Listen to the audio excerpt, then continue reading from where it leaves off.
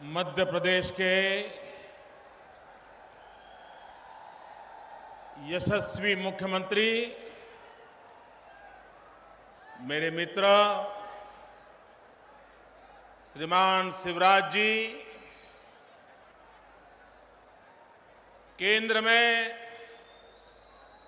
मंत्रिपरिषद में मेरी साथी, इसी क्षेत्र की सांसद और देश की पहली विदेश मंत्री, सफल विदेश मंत्री बहन सुषमा जी, केंद्र में मंत्रिपरिषद के मेरे साथी, मध्य प्रदेश के ही नेता श्रीमान नरेंद्र सिंह जी, केंद्र में मेरे मंत्रिपरिषद के साथी, इसी धरती के संतान श्रीमान थावरचंद जी, और पूरे देश में कृषि क्रांति लाने के लिए अहर्निश पुरुषार्थ कर रहे किसान पुत्र और देश के कृषि मंत्री श्रीमान राधा मोहन सिंह जी, राज्य सरकार के कृषि मंत्री श्रीमान गौरीशंकर जी, श्रीमान रामपाल सिंह जी,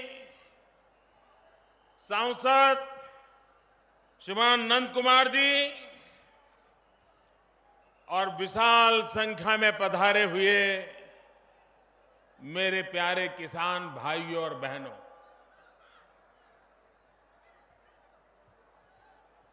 मैं जब हेलीकॉप्टर से आ रहा था तो मैं देख रहा था कि मीलों तक बसों की कतार लगी थी। वो यहां पहुंचना चाहते थे। मैं नहीं मानता हूं वो पहुंच पाए होंगे। जो मेरे किसान भाई बहन यहां 5 किलोमीटर 10 किलोमीटर दूरी पर अटक गए हैं, उनको भी मैं यहां से नमन करता हूं।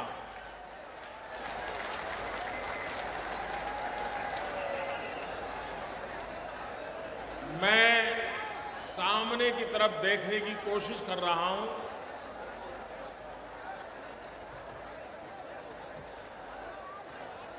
लोग ही लोग नजर आ रहे हैं। इस तरफ भी वही हाल है, इस तरफ भी वही हाल। और ये सिरोही एक छोटा सा कस्बा, जहां इतना बड़ा कार्यक्रम आयोजित करना और राज्य भर से इतनी बड़ी मात्रा में किसानों का आना, हमें आशीर्वाद देना, मैं हृदय से इन मेरे किसान भाइयों बहनों का उनका वंदन करता हूं, अभिनंदन करता हूं।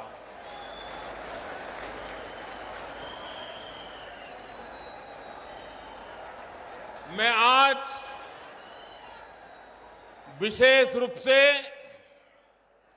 मध्य प्रदेश के किसानों का दर्शन करने के लिए आया हूं। मध्य प्रदेश के किसानों को नमन करने के लिए आया हूं, उनका अभिनंदन करने के लिए आया हूं। 10 साल पहले हिंदुस्तान के एग्रीकल्चर के नक्शे पर मध्य प्रदेश का नामो निशान नहीं था। कृषि क्षेत्र में योगदान करने वाले राज्यों में पंजाब, हरियाणा, गंगा यमुना के तट या कृष्ण गोदावरी के तट, यही इलाके हिंदुस्तान में कृषि क्षेत्र के इलाके माने जाते थे। लेकिन मध्य प्रदेश के किसानों ने अपनी सूझबूझ से, अपने परिश्रम से, नए नए प्रयोगों से और मध्य प्रदेश की शिवराज जी की सरकार ने अनेक विध किसान लक्षी योजनाओं के रहते, ग्रामीण विकास की योजनाओं को रहते और किसान की जो मूलभूत आवश्यकता है उस पानी पर बल देने के कारण राज्य सरकार और किसानों ने मिलकर के एक नया इतिहास रचा है और आज हिंदुस्तान के कृषि जगत में मध्य प्रदेश सिरमौर बन गया है। और इसलिए मैं मध्य प्रदेश के किसानों को आज नमन करने आया। 4 साल लगातार कृषि क्षेत्र का अवार्ड एक राज्य जीतता चला जाए, ये छोटी बात नहीं है। और उनका ग्रोथ भी देखिए, कभी 0 पर से 10 पर पहुंचना सरल होता है, लेकिन 15, 17, 18 पर से 20, 22 या 24 पे पहुंचना बहुत कठिन होता है। जो लोग कृषि अर्थशास्त्र को समझते हैं वो भली भांति जान सकते हैं कि मध्य प्रदेश ने भारत की आर्थिक विकास की यात्रा में मध्य प्रदेश के कृषि जगत का कितना बड़ा योगदान किया है। और इसलिए मैं विशेष रूप से आज यहां आकर के लाखों किसानों की हाजिरी में कृषि कर्मण अवार्ड दे रहा हूं। ये अवार्ड तो मैंने मुख्यमंत्री का हाथ में दिया, राज्य के कृषि मंत्री के हाथ में दिया, लेकिन हकीकत में तो ये जो कृषि कर्मण अवार्ड है वो मैं मध्य प्रदेश के कोटि कोटि लाखों मेरे किसान भाइयों बहनों को देते हुए कोटि कोटि वंदन करता हूं। आपने अद्भुत काम किया, लेकिन भाइयों बहनों, इन सब के बावजूद भी पिछले 2 साल वर्षा की स्थिति ठीक नहीं रही। कहीं सूखा रहा तो कहीं बाढ़ रही। इसके बावजूद भी देश के किसानों ने फसल की पैदावार में कमी नहीं आने दी, ऊपर से कुछ मात्रा में बढ़ोतरी हुई। ये किसानों के पुरुषार्थ का परिणाम है कि आज देश में विपरीत मौसम के बावजूद भी हमारा किसान विपरीत परिस्थितियों से जूझते हुए भी देश के अन्न के भंडार भरने में कोई कमी नहीं रखता। आज मेरा यहां आने का एक और कारण है कि संपूर्ण देश के किसानों के लिए प्रधानमंत्री फसल बीमा योजना, उसकी गाइडलाइंस आज मध्य प्रदेश के किसानों की हाजिरी में समग्र देश के किसानों को अर्पित की जा रही है। और इसका हक मध्य प्रदेश के किसानों का बनता है कि जिन्होंने एक नया इतिहास रचा है। और इसलिए प्रधानमंत्री फसल बीमा योजना का आरंभ भी मध्य प्रदेश से करना बहुत ही उचित मुझे लगता है और उसके कारण आज इस कार्यक्रम की रचना की गई। हमारे देश में अटल जी की सरकार जब थी तब सबसे पहले फसल बीमा योजना आई थी और किसानों का भला करने का एक प्रामाणिक प्रयास भारतीय जनता पार्टी एनडीए अटल जी की सरकार ने किया था। बाद में सरकार बदल गई, उन्होंने कुछ उसमें परिवर्तन किए और परिवर्तन करने के कारण सरकार का तो भला हुआ, लेकिन किसान के मन में आशंकाएं पैदा हो गई और परिणाम ये आया कि किसान फसल बीमा योजनाओं से दूर भागने लगा। इस देश के इतने किसान प्राकृतिक संकटों को झेलते हैं, उसके बावजूद भी वो फसल बीमा लेने के लिए तैयार नहीं होते। पूरे हिंदुस्तान में 20% से ज्यादा किसान बीमा लेने के लिए तैयार नहीं। उनको पता है कि ये करने के बाद भी कुछ मिलने वाला नहीं है। हमारे सामने सबसे पहली चुनौती थी कि हिंदुस्तान के किसान के अंदर विश्वास पैदा किया जाए, बीमा योजना की एक ऐसी प्रोडक्ट दी जाए कि जिसके कारण किसान की सारी आशंकाओं का समाधान हो जाए। और इस देश में पहली बार ऐसी फसल बीमा योजना, प्रधानमंत्री फसल बीमा योजना आई है, जो लोग सुबह शाम मोदी को किसान विरोधी कहने के लिए भांति भांति के प्रयोग करते हैं, ऐसे लोगों ने भी प्रधानमंत्री फसल बीमा योजना की आलोचना करने की हिम्मत नहीं की, क्योंकि ऐसी योजना बनी है कि जिसमें किसान की सारी मुसीबतों का समाधान है। एक समय था कि किसान फसल बीमा कुछ इलाकों में तो 14% तक जाना पड़ा,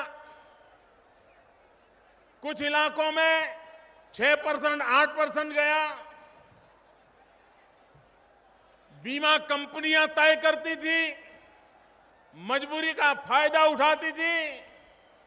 इस सरकार ने निर्णय कर लिया कि हम जब बीमा योजना करेंगे तो रबी फसल के लिए 1.5% से ज्यादा किसान से प्रीमियम नहीं लिया जाएगा और खरीफ में 2% से ज्यादा नहीं लिया जाएगा। कहां 12-14% तक लूटा जाता था और कहां 2% का कैप लगा दिया गया। उन्होंने क्या किया था? भुगतान के ऊपर कैप लगा दिया था, एक दीवार लगा दी थी कि इससे ज्यादा भुगतान नहीं होगा। हमने प्रीमियम पर तो कैप लगा दी, लेकिन किसान को जब मिलने की नौबत आएगी उस पर कोई कैप नहीं रहेगी। जितना बीमा उतराएगा उतना ही पैसा उसका हक बनेगा और उसको देने का काम हो। ये बहुत बड़ा निर्णय है। और एक बात की, आज स्थिति ऐसी है कि एक गांव में अगर 100 किसान हैं, 80 किसान बीमा योजना से जुड़ते नहीं, सिर्फ 20 किसान जुड़ते हैं। और फसल का नुकसान भी 12, 15, 25 गांवों के बीच में क्या स्थिति है उसका हिसाब लगाया जाता था। हमने इस बार निर्णय किया, अकेला एक किसान होगा गांव में और मान लीजिए उसी की खेत में मुसीबत आ गई, ओले गिर गए, पानी का भराव हो गया, भूस्खलन हो गया, तो अगल बगल में क्या हुआ है वो नहीं देखा जाएगा। जिस किसान का नुकसान हुआ है, बीमा योजना का लाभ वो अकेला होगा तो भी उसको मिलेगा। ये बड़ा ऐतिहासिक निर्णय किया। पहले की योजना में, फसल बीमा में अगर बारिश हुई नहीं तो फिर किसान मेहनत नहीं करता था, बीज खराब नहीं करता था, वो जाता ही नहीं था खेत में, क्योंकि मालूम था कि भाई कुछ होना ही नहीं है तो क्यों जाओ। ऐसी स्थिति में किसान क्या करेगा? बीज बोने के बाद फसल खराब हो तब तो बीमा हो सकता था। ये ऐसी बीमा योजना है कि अगर बारिश नहीं हुई है और उसके कारण किसान ने बोनी नहीं की है तो भी उसको कुछ मात्रा में मदद देने का प्रयास इस बीमा योजना से होगा। इस बीमा योजना के तहत एक और महत्वपूर्ण निर्णय किया कि एक बार फसल काट दी, तब तक मौसम अच्छी थी, सब अच्छा था, खेत के अंदर फसल के ढेर लगे हुए हैं और अचानक बारिश आ गई। फसल काटने के बाद बारिश आ गई। हिंदुस्तान की कोई बीमा कंपनी उसके लिए किसान की मुसीबत को देखने के लिए तैयार नहीं थी। पहली बार हिंदुस्तान में ऐसा निर्णय किया गया है कि फसल काटने के बाद अगर खेत में ढेर पड़ा है और 14 दिन के भीतर भीतर अगर बारिश आ गई, ओले गिर गए और अगर वो फसल बर्बाद हुई तो उसका भी बीमा दिया जाएगा, उसके लिए भी किसान को भुगतान की जाएगा। भाइयों बहनों, पहले बीमा लेते थे तो बीमा मंजूर होने में 4-4 सीजन चली जाती थी, निर्णय नहीं होता था। बीमा कंपनी, सरकार और किसान के बीच कागज ही चलते रहते थे। हमने निर्णय किया है कि टेक्नोलॉजी का उपयोग किया जाए, तत्काल सर्वे करने में टेक्नोलॉजी का उपयोग किया जाएगा और 25% राशि उसको तत्काल दी जाएगी और बाकी प्रक्रिया कम से कम समय में पूर्ण करके किसान को दी जाएगी। भाइयों बहनों, इससे बड़ी गारंटी, रिस्क लेने की गारंटी कभी भी नहीं हो सकती है, ये जो किसानों ने करके दिखाया है। भाइयों बहनों, मेरी एक अपेक्षा है, प्लीज, मेरी एक अपेक्षा है। आजादी के इतने साल हो गए, किसान का बीमा पर विश्वास नहीं रहा है। मुझे आपकी मदद चाहिए। आप बीमा योजना पर विश्वास करें, एक बार प्रयोग करके देखें। और आज 20% से ज्यादा लोग बीमा नहीं लेते। क्या हिंदुस्तान के 50% किसान बीमा योजना में जुड़ने को, आगे आने को तैयार है? जितने ज्यादा किसान जुड़ेंगे इतना सरकार की तिजोरी पर बोझ बढ़ने वाला है। जितने ज्यादा किसान बीमा लेंगे सरकार की तिजोरी से उतना पैसा ज्यादा जाने वाला है। उसके बावजूद भी मैं किसानों से आग्रह करता हूं कि आप इस बीमा योजना के साथ जुड़िए। हिंदुस्तान में पहली बार किसानों की भलाई के लिए इतनी बड़ी योजना लाई गई है और एक बार किसान इस योजना से जुड़ गया, किसान इस योजना से जुड़ गया तो आने वाले दिनों में प्राकृतिक संकट किसान को कभी डुला नहीं पाएंगे, हिला नहीं पाएंगे, डरा नहीं पाएंगे। सरकार उसके साथ कंधे से कंधा मिलाकर के खड़ी रहेगी। भाइयों बहनों, हमारे देश में कोई वर्ष ऐसा नहीं होता है कि जब देश के किसी न किसी इलाके में प्राकृतिक आपदा ना आई हो और किसानों को भयंकर नुकसान होता है। किसी न किसी इलाके में होता ही हो। लेकिन पहले नियम ऐसे थे कि अगर उस इलाके में 50% से ज्यादा नुकसान हुआ होगा तब जाकर के सरकार वहां पर हिसाब किताब शुरू करेगी। भाइयों बहनों, हमने इसमें निर्णय में बदल कर दिया और हमने कहा कि 50% नहीं, 1/3 भी अगर नुकसान हुआ है तो भी किसान को इस नुकसान का मुआवजा दिया जाएगा। ये बहुत बड़ा ऐतिहासिक निर्णय किया।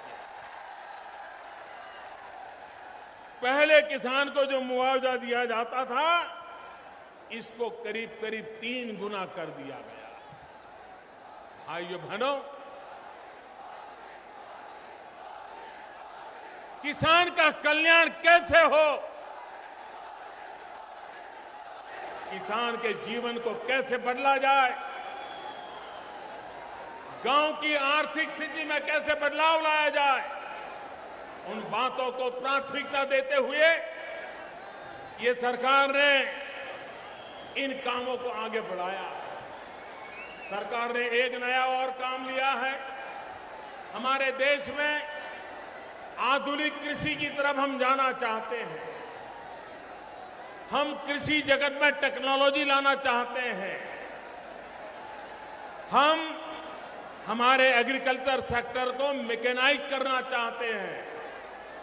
लेकिन साथ साथ हमारी सदियों के जो अनुभव है, हमारे किसान के पास जो बुद्धि धन है, जो परंपरागत नॉलेज है, इसको भुलाया नहीं जा सकता। देश का सबसे बड़ा नुकसान हुआ है कि हमने नया तो ला नहीं पाए और पुराना छोड़ दिया। और इसलिए मैं विशेष रूप से हमारे कृषि मंत्री राधा मोहन सिंह जी को बधाई देना चाहता हूं। ये उनकी कल्पना थी कि परंपरागत जो कृषि है, जो प्रोग्रेसिव फार्मर्स हैं, उनके अनुभवों का भी लाभ लिया जाए और आधुनिक विज्ञान और परंपरागत कृषि, इन दोनों का मेल किया जाए। और उस काम के लिए हमारे कृषि मंत्री बहुत बड़ा योगदान दे रहे हैं। भाइयों बहनों, हमारा किसान मेहनत करता है, फसल पैदा करता है, लेकिन उसको दाम नहीं मिलता। इतना बड़ा देश है, एक ही फसल एक जगह पर भाव गिर जाते हैं तो दूसरी जगह पर भाव ज्यादा होते हैं, दाम ज्यादा होते हैं। लेकिन किसान के पास चॉइस नहीं रहता है। उसको तो बेचारे को अपने गांव के बगल में जो मंडी है, उसी में माल बेचना पड़ता है।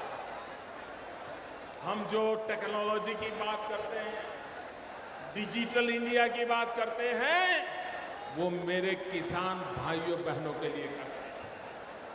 आने वाले दिनों में हम एक नेशनल एग्रीकल्चर मार्केट, इसका पूरा वर्चुअल प्लेटफॉर्म खड़ा कर रहे हैं, डिजिटल प्लेटफॉर्म खड़ा कर रहे हैं।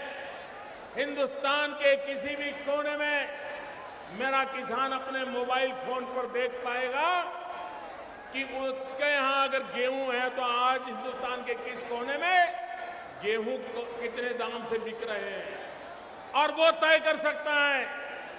वो यहां मध्य प्रदेश में बैठे बैठे तय कर सकता है कि मुझे मध्य प्रदेश में गेहूं नहीं बेचना है, मुझे तो तमिलनाडु में ज्यादा दाम मिलते हैं, तमिलनाडु में बेचना है, वो बेच सकता है। पहली बार सारे देश की करीब 550 मंडियों को टेक्नोलॉजी से जोड़ करके डिजिटल इंडिया का पहला फायदा मेरे किसान भाइयों बहनों को मिले, इसके लिए ऐसी मंडियों को ऑनलाइन नेटवर्क बना करके एक नेशनल एग्रीकल्चर मार्केट खड़ा करना है। और भाइयों बहनों, 14 अप्रैल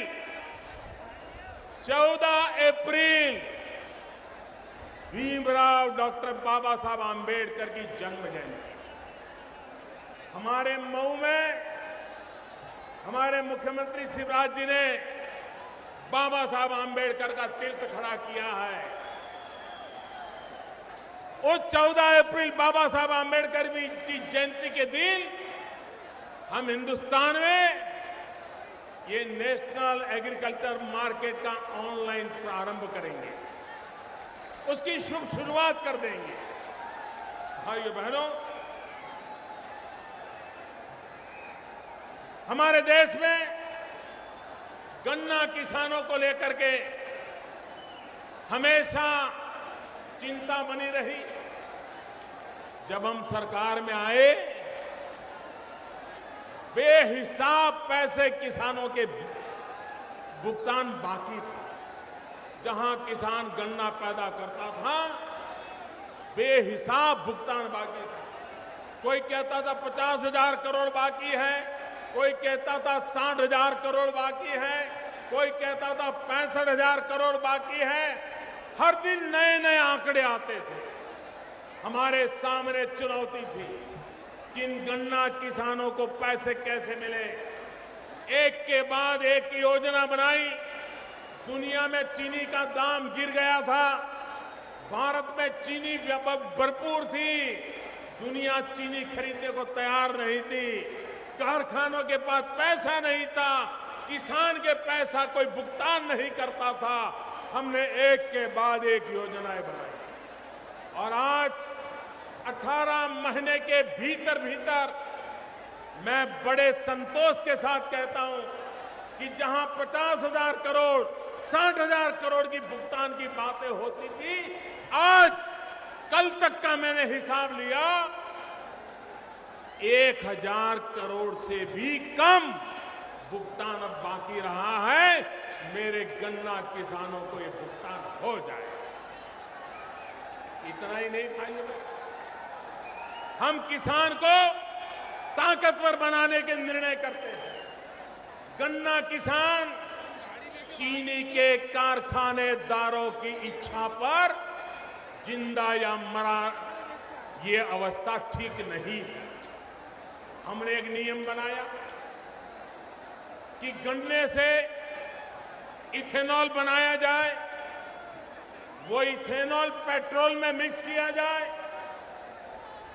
10% इथेनॉल बना करके पेट्रोल में मिक्स करने का निर्णय किया। देश को जो खाड़ी से तेल लाना पड़ता है, मेरे हिंदुस्तान का गन्ना किसान झाड़ी से तेल पैदा करेगा। खाड़ी के तेल के सामने मेरा झाड़ी का तेल काम आएगा और वो पर्यावरण की दृष्टि से उत्तम होगा, आर्थिक दृष्टि से देश का भला करने वाला होगा और किसान को गन्ना ज्यादा पैदा हो गया तो जो मुसीबत में फंसना पड़ता था उससे वो बाहर आ जाएगा। चीनी के लिए एक्सपोर्ट के लिए योजनाएं बनाई, इंपोर्ट कम करने के लिए योजना बनाई, ब्राउन चीनी जो होती है उसके लिए योजना बनाई। भारतीय जनता पार्टी की सरकारें जब भी आती है, किसानों का कल्याण ये उनकी प्राथमिकता रहती है, उनकी प्राथमिकता रहती है। और उसी का परिणाम है कि मध्य प्रदेश ने एक नया विक्रम कर दिया। गुजरात जो रेगिस्तान है, वहां के किसानों ने कमाल करके दिखाई। भाइयों बहनों, आज कृषि क्षेत्र में अनेक नए प्रयास, नए प्रयोगों की आवश्यकता है, नए इनोवेशन होने चाहिए। हमने एक startup India, stand up India का अभियान चलाया है, लेकिन ये startup India, stand up India ये सिर्फ इंफॉर्मेशन टेक्नोलॉजी के लिए नहीं है। ये कोई औजार बनाने के लिए startup India, stand up India नहीं है। कृषि क्षेत्र में भी startup India, stand up India का काम हो सकता है। मैं नौजवानों से आग्रह करता हूं, एक बहुत बड़ा अवसर हमारे सामने है। हम कृषि क्षेत्र में नए नए आविष्कार करें, नए नए साधनों को बनाएं, नई नई टेक्नोलॉजी का इनोवेशन करें, किसानों के लिए करें, फसल के लिए करें, पशुपालन के लिए करें, मत्स्य उद्योग के लिए करें, डेयरी फार्मिंग के लिए करें, पोल्ट्री फार्मिंग के लिए करें और स्टार्टअप योजना का लाभ उठाए, ये हमारे किसानों की नई ताकत बनेगी। आज हमारा किसान अगर ऑर्गेनिक फार्मिंग में जाता है तो दुनिया में उसको एक नया मार्केट मिलेगा। हिंदुस्तान का सिक्किम प्रदेश देश का पहला ऑर्गेनिक स्टेट बना है, देश का पहला ऑर्गेनिक स्टेट बना है भाइयों। और पूरा नॉर्थ ईस्ट, नागालैंड हो, मिजोरम हो, मेघालय हो, ये सारा इलाका वो दुनिया का ऑर्गेनिक कैपिटल बनने की ताकत रखता है। इस काम पर हमने बल दिया है। हमारी एक इच्छा है, प्रधानमंत्री कृषि सिंचाई योजना। हिंदुस्तान के किसान को अगर पानी मिल जाए तो मेरे किसान में वो दम है, वो मिट्टी में से सोना पैदा कर सकता है। और इसलिए दिल्ली में हमारी सरकार ने सर्वाधिक बजट कृषि सिंचाई योजना पे लगाया है और उसमें जल संचय पर बल है, जल सिंचन पर बल है, माइक्रो इरिगेशन पर बल है, पर ड्रॉप मोर क्रॉप, एक एक बूंद से अधिकतम फसल पैदा करने का इरादा लेकर के हम आगे बढ़ रहे हैं। और इसके लिए मैं शिवराज जी को विशेष अभिनंदन करता हूं। ये जो कृषि क्रांति मध्य प्रदेश में आई है, उसका मूल कारण उन्होंने सिंचाई योजना पर बल दिया, इरिगेशन पर बल दिया और कहां 12 लाख से 32 लाख पहुंचा दिया। मैं मध्य प्रदेश मुख्यमंत्री शिवराज जी और उनके नेतृत्व की टीम को बहुत बहुत बधाई देता हूं कि उन्होंने किसानों की जरूरत को समझा, उन्होंने प्राथमिकता दी और ये परिणाम आया है। पूरे देश में इसी काम को आगे बढ़ाना है। मैं आपसे आग्रह करता हूं, हम टेक्नोलॉजी का भी उपयोग करते हैं। आज सैटेलाइट के द्वारा आपके गांव में पानी कहां से कहां जा सकता है, उसका कंट्रोल प्लान आसानी से बन सकता है। गांव का पानी गांव में, ये मंत्र लेकर के हमने चलना चाहिए। बारिश में जितना भी पानी गिरे उसको रोकने का प्रबंध होना चाहिए। अगर आपको ज्यादा खर्चा नहीं करना है तो मैं आपको एक सुझाव देता हूं, मेरे किसान भाई बहन उसको करें। फर्टिलाइजर के जो खाली बैग होते हैं, सीमेंट के जो खाली बैग होते हैं, बोरे होते हैं, उसमें पत्थर और मिट्टी भर दो और जहां से पानी जाता है वहां पर पानी को रोक लो। 25-50 थैले लगा दो, पानी रुक जाएगा। 10 दिन 15 दिन में वो पानी जमीन में उतर जाएगा, जमीन के पानी के स्तर ऊपर आ जाएंगे, आपकी कृषि को बहुत फायदा होगा। पूरे मध्य प्रदेश में, पूरे हिंदुस्तान में हमारे सामान्य प्रयोगों के द्वारा हम पानी को बचाने का काम अब उठाएं।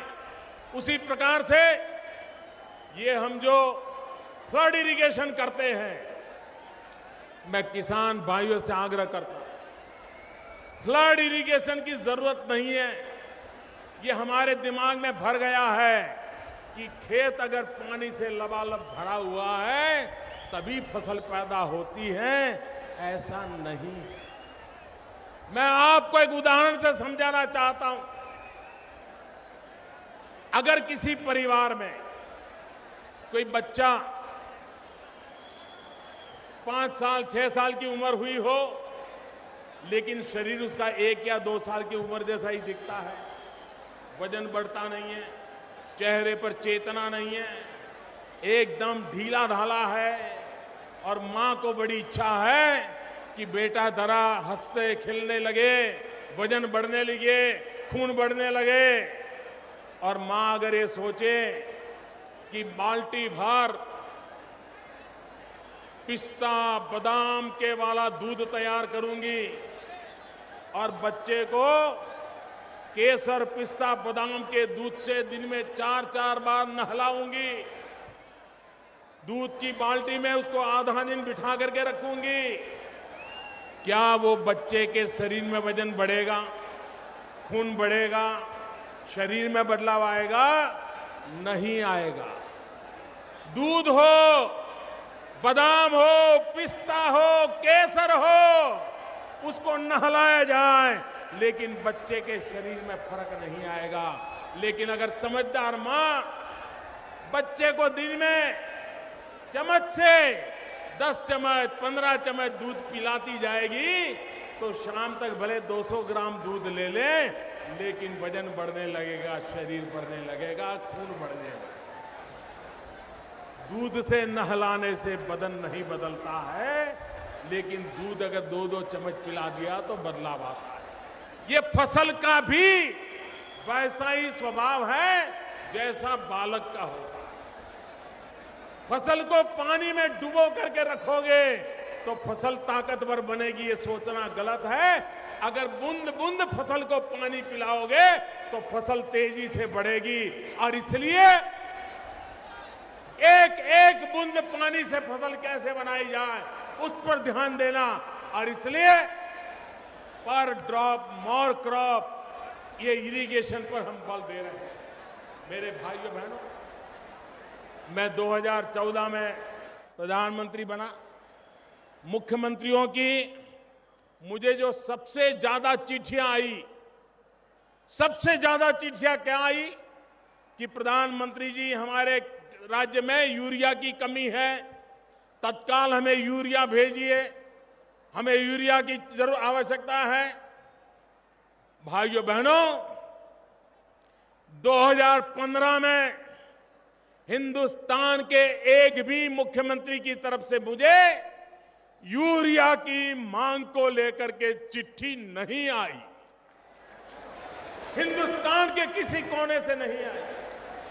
पहले आप अखबार निकाल के देख लीजिए, किसी ने किसी राज्य में, किसी ने किसी जिले में यूरिया लेने के लिए किसानों की कतार के फोटो आते थे। किसान यूरिया को ब्लैक मार्केट में खरीदता था और कुछ स्थानों पर तो यूरिया लेने के लिए आते थे, झगड़ा हो जाता था और पुलिस को लाठीचार्ज करना पड़ता था। ये बहुत दूर की बात नहीं बताता हूं, 2014 पहले तक ये होता रहता था। पहली बार मेरे भाइयों बहनों, हिंदुस्तान के किसान को यूरिया के लिए इंतजार नहीं करना पड़ा, मुख्यमंत्री को चिट्ठी नहीं लिखनी पड़ी, पुलिस को डंडा नहीं चलाना पड़ा, किसान को कतार में खड़ा नहीं रहना पड़ा। यह काम इस सरकार ने कर को दिखाया है भाइयों। और इतना ही नहीं, देश आजाद होने के बाद सबसे ज्यादा यूरिया की पैदावार, देश आजाद होने के बाद सबसे ज्यादा यूरिया खाद की पैदावार अगर कभी हुई है तो 2015 में हुई है भाइयों बहनों। काला बाजारी बंद हो गई, बेईमानी का कारोबार बंद हो गया, किसान के हक की चीज किसान को पहुंचे, इसके लिए प्रबंध किया गया और उसके कारण यूरिया किसानों को पहुंच गया। भाइयों बहनों, हम यहीं पर अटके नहीं हैं। हमने आते ही यूरिया का उत्पादन बढ़ाने के लिए यूरिया के जो कारखाने बंद पड़े थे उसको चालू करने का फैसला किया। जहां नए कारखाने लगाने की आवश्यकता है उसको लगाने के लिए तैयार है सरकार। लेकिन साथ साथ एक और काम किया है, साथ साथ हमने एक और काम किया है, जिस काम के तहत यूरिया का नीम कोटिंग कर रहे हैं। नीम का जो पेड़ होता है उसमें से जो फल में से तेल निकलता है वो यूरिया पर वो तेल चढ़ाया जाता है, नीम का तेल। उसके कारण यूरिया की ताकत बढ़ जाती है। किसान अगर पहले 10 किलो उपयोग यूरिया लेता था तो नीम कोटिंग वाला 6 किलो 7 किलो से भी काम चल जाता है। किसान का 3-4 किलो यूरिया का पैसा बच जाता है। दूसरा, नीम कोटिंग वाला यूरिया डालने से फसल को अतिरिक्त फायदा होता है, जमीन को अतिरिक्त फायदा होता है। जमीन का जो नुकसान हुआ है उसमें से मदद करने में नीम कोटिंग यूरिया काम आता है। और तीसरा सबसे बड़ा फायदा, पहले जो यूरिया आता था वो किसानों के खेत में तो कम जाता था, केमिकल के कारखानों में चोरी होकर के चला जाता था। सब्सिडी वाला यूरिया केमिकल कंपनियों को काम आता था। अब नीम कोटिंग होने के बाद 1 ग्राम भी यूरिया खेती के सिवाय कहीं पर भी काम में नहीं आ सकता है, सिर्फ किसानों को काम आ सकता है। इतना बड़ा काम इस सरकार ने कर दिया भाइयों बहनों। लेकिन मेरे किसानों से आग्रह है कि आप सिर्फ यूरिया के फर्टिलाइजर से मत चलिए। सरकार ने एक बहुत बड़ी योजना बनाई है। ये जो शहरों का कूड़ा कचरा है उसमें से फर्टिलाइजर बनाना और वो भी किसानों को पहुंचाना और वो भी सस्ते में मिले, इसके लिए कुछ कंसेशन देना ताकि मेरे किसान की जमीन बर्बाद न हो जाए। भाइयों बहनों, हमने सॉइल हेल्थ कार्ड निकाला है। सारे देश के किसानों तक सॉइल हेल्थ कार्ड पहुंचाने का सपना है। अगर आप अपना ब्लड टेस्ट करवाएं और डॉक्टर कहे कि आपको डायबिटीज है, रिपोर्ट लाएं, लेकिन मिठाई खाना बंद न करें, तो उस रिपोर्ट का कोई उपयोग है क्या? कोई उपयोग नहीं। अगर आप ब्लड टेस्ट करवाते हैं, यूरिन टेस्ट करवाते हैं और रिपोर्ट आता है, तो उस रिपोर्ट की सलाह के अनुसार अगर शरीर में खान पान की आदत डालते हैं तो बीमारी कंट्रोल रहती है। जमीन का भी वैसा ही है। सॉइल हेल्थ कार्ड, हमारी जमीन की तबीयत कैसी है, कहीं हमारी ये भारत माता ये बीमार तो नहीं है, ये जमीन इसमें कोई नई बीमारी तो घुस नहीं गई है, ये सॉइल हेल्थ कार्ड से पता चलता है। मेरे खेत की जमीन किस पैदावार के लायक रही है। मेरे पिताजी जब जिंदा थे तब हो सकता है वो गेहूं के लिए अच्छी होगी, लेकिन इतने सालों में बर्बाद होते होते अब वो गेहूं के लायक नहीं रही है, वो दलहन के लायक हो गई है, वो तिलहन के लायक हो गई है। तो मुझे गेहूं से वहां शिफ्ट करना पड़ेगा। ये सलाह सॉइल हेल्थ कार्ड से मिलती है और इसलिए सॉइल हेल्थ कार्ड इसका भरपूर उपयोग मेरे किसान भाई बहन करें। मेरे किसान कौन सी फसल के लिए मेरी जमीन उपयुक्त है, इसके आधार पर अगर पैदावार करेंगे तो कभी किसान को रोने की नौबत नहीं आएगी। ये फसल बीमा के साथ साथ सॉइल हेल्थ कार्ड ये आपको बहुत बड़ी सुरक्षा देता है। और इसलिए मेरे भाइयों बहनों, मैं आपसे आग्रह करने आया हूं कि आप इस बात को आग्रह करिए। मुझे खुशी हुई स्वच्छ भारत का जो अभियान चला है उसमें यही नजदीक में जहां से हमारे मुख्यमंत्री चुनाव जीतते हैं वो बुधनी ओपन डिफेक्शन फ्री हो गया है और इसके लिए मैं बधाई देता हूं। और जिन्होंने इस काम को किया है उन सभी गांव वालों को, सभी अधिकारियों को खुले में शौच नहीं जाने का जो निर्णय किया है इसके लिए मैं अभिनंदन देता हूं। इंदौर के इलाके में भी ये काम हुआ है, ऐसा मुझे हमारे स्पीकर महोदया सुमित्रा जी बता रही थी। मैं उनको और इंदौर इलाके के लोगों को भी अभिनंदन देता हूं कि खुले में शौच जाना बंद हो रहा है। मैं मध्य प्रदेश के सभी मेरे गांव के लोग यहां आए, हम संकल्प करें कि हमारे गांव में हमारी बहन बेटियों को खुले में शौच नहीं जाना पड़ेगा। हम शौचालय बनाएंगे भी, शौचालय का उपयोग भी करेंगे और ये ओपन डिफेक्शन फ्री ये काम पूरा करने में मध्य प्रदेश के गांव उन्होंने बीड़ा उठाया है, जल्द से उसको पूरा करें, ये मेरी अपेक्षा है। भाइयों बहनों, क्या हम एक संकल्प कर सकते हैं क्या?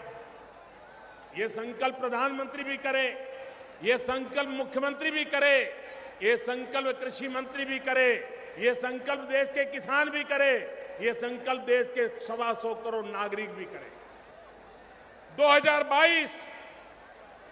2022 भारत की आजादी के 75 साल होंगे।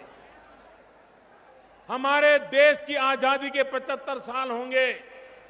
क्या हम सब मिलकर के एक संकल्प कर सकते हैं कि 2022 में जब भारत की आजादी के 75 साल होंगे, 2022 में हम जब पहुंचेंगे, हमारे किसानों की जो आय है, हमारे किसानों की जो इनकम है, वो 2022 तक हम 2 गुना करके छोड़ेंगे, 2 गुना करके छोड़ेंगे। ये संकल्प कर सकते हैं। मेरे किसान भाई संकल्प कीजिए, राज्य सरकारें संकल्प करें, सारे मुख्यमंत्री कृषि मंत्री संकल्प करें, एक बीड़ा उठाएं कि 2022 जब आजादी के 75 साल होंगे, मेरे देश के किसान की आय हम 2 गुना करके रहेंगे। उसके लिए जो भी करना पड़ेगा करेंगे। ये आज का संदेश लेकर के हम जाए, ये संकल्प लेकर के जाए। मैं फिर एक बार आप सबका हृदय से बहुत बहुत अभिनंदन करता हूं और मैं आशा करता हूं कि आपने 4 बार जो अवार्ड जीता है, आने वाले वर्षों में भी ये अवार्ड किसी के हाथ जाने मत दीजिए। कुछ कमाल करके दिखाइए। अभी थोड़े दिन पहले अबू धाबी से, यूएई से, जो हम दुबई अबू धाबी सब जानते हैं, वहां के क्राउन प्रिंस यहां आए थे। उनसे मैं बातें कर रहा था। ये किसानों को समझने जैसी बात है। क्राउन प्रिंस यहां आए थे तो हम दोनों बैठे थे, बातें कर रहे थे। उन्होंने मेरे सामने एक चिंता जताई। उन्होंने कहा, मोदी जी, हमारे यूएई के पास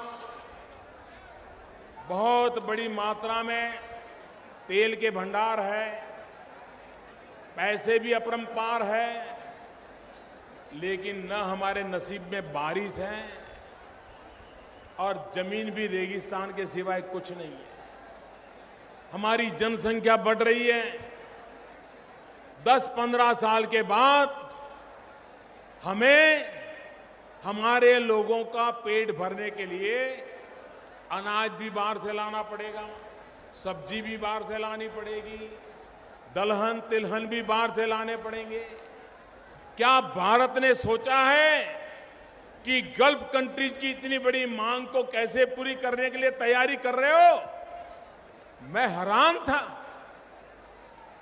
यूएई के क्राउन प्रिंस 10 साल 15 साल के बाद वहां की जनता जनार्दन की जो आवश्यकताएं हैं, उसकी पूर्ति के लिए भारत आज से तैयारी करे। भारत अपना तो पेट भरे, लेकिन भारत यूएई का भी पेट भरे। ये प्रस्ताव उन्होंने मेरे सामने रखा। मेरे किसान भाइयों बहनों, दुनिया हमसे आज अपेक्षा कर रही है। सारी दुनिया को भारत काम आ सकता है। हम अगर कोशिश करें, हम हमारे उत्पादन को बढ़ाएं, हम दुनिया के बाजार को कब्जा कर सकते हैं। उस सपने को लेकर के आगे चले। इसी एक अपेक्षा के साथ मैं फिर एक बार आप सबका हृदय से अभिनंदन करता हूं और जय जवान जय किसान, जिस मंत्र ने हिंदुस्तान के किसानों ने भारत के अन्न के भंडार भर दिए थे, वो मेरा किसान हिंदुस्तान को आर्थिक ऊंचाइयों पर ले जाने का भी एक बहुत बड़ी ताकत बन के उभरेगा। बहुत बहुत धन्यवाद, बहुत बहुत शुभकामनाएं।